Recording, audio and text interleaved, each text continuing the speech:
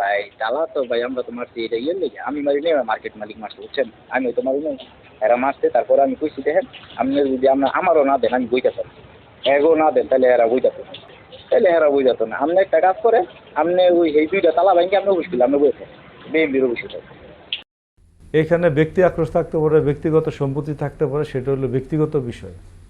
আমাদের দলীয় বিএনপির দলীয় বিষয় নিয়ে কোনো ব্যক্তিগত কোনো বিষয় না।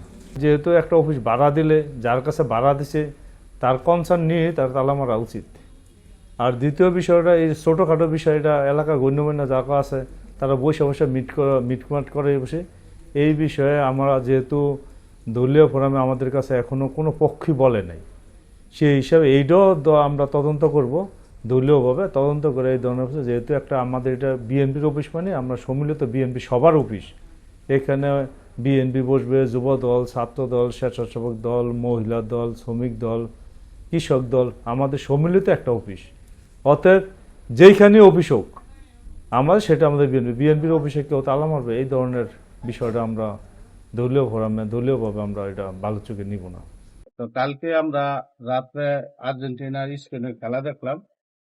খেলা দেখা ভোর এই ফজরের নামাজের পরে আমরা যার যার বাসায় গেছি আর কি, তালা দিয়া ফিয়া পরে বাসায় গেছি।